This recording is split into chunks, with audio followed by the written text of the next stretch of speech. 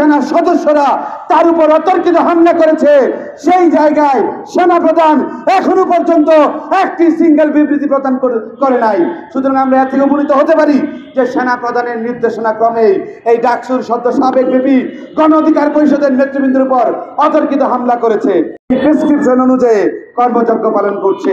আপনারা জানেন যে আওয়ামী লীগের কার্যালয় বর্তমানে কলকাতায় স্থাপিত হয়েছে, আপনারা জানেন না সাংবাদিক বন্ধুগণ?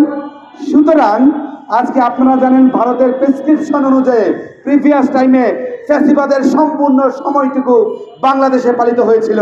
ঠিক একই কায়দায় আবার কিভাবে আওয়ামী লীগকে পুনর্বাসন করা যাবে?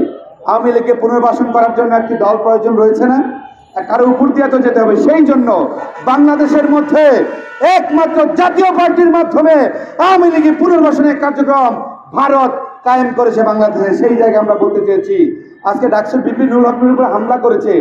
আপনারা রাষ্ট্রপক্ষ অনেকেই দেখেছেন, অনেকেই খবর নিয়েছেন, কিন্তু অত্যন্ত দুঃখের সাথে বলতে হয় সেনা প্রধান যেই জায়গায় সেনা সদস্যরা তার উপর অতর্কিত হামলা করেছে, সেই জায়গায় সেনা প্রধান এখনো পর্যন্ত একটি সিঙ্গেল বিবৃতি প্রদান করে নাই। সুতরাং আমরা এর থেকে উপনীত হতে পারি যে সেনা প্রধানের নির্দেশনা ক্রমে এই ডাকসুর সদ্য সাবেক বিপি গণ অধিকার পরিষদের নেতৃবৃন্দের উপর অতর্কিত হামলা করেছে। আমরা ধরে নিতেই পারি। এখন আপনাকে প্রমাণ করতে হবে যে সেনা প্রধানের নির্দেশনা ছাড়া তার উপর হামলা করেছে কিনা, আপনাকে সেটা পরিষ্কার করতে হবে। কিন্তু অত্যন্ত দুঃখের সাথে বলতে হয় সেনা প্রধান don't a single step against like those soldiers, সেই সোলজারের বিরুদ্ধে এখনো কোনো ব্যবস্থা গ্রহণ করে নাই। আপনারা জানেন সেই খয়েরি রঙের যে লোকটি ছিল যে বারবার অতর্কিত হামলা করেছিল, পাকিস্তানি হানাদার বাহিনীদের কায়দায় হামলা করেছিল, তার পরিচয় আমরা পেয়েছি বন্ধুগণ।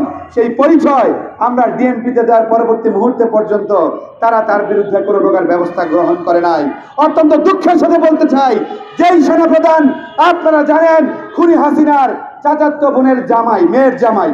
সুতরাং আমরা বলে দিতে চাই সাধারণ শিক্ষার্থীরা 2007 সালে সেনা সমর্থিত মঈনুদ্দিন ফখরুদ্দিনের সময় ঢাকা বিশ্ববিদ্যালয়ে খেলার মাঠে যখন আপনারা ঘাঁটি গেড়েছিলেন, আপনাদের পিঠে ঢাকা বিশ্ববিদ্যালয়ের শিক্ষার্থীরা চপেটাঘাত করে লাঠি মেরে ঢাকা বিশ্ববিদ্যালয় থেকে আপনাদেরকে বিতাড়িত করেছিল।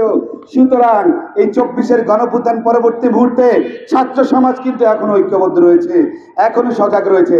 এখন আমাদের একটা জিনিস সবচেয়ে গুরুত্বপূর্ণ বিষয়টা হচ্ছে আমাদেরকে জাতীয় ঐক্যটাকে শক্তিশালী করা দরকার।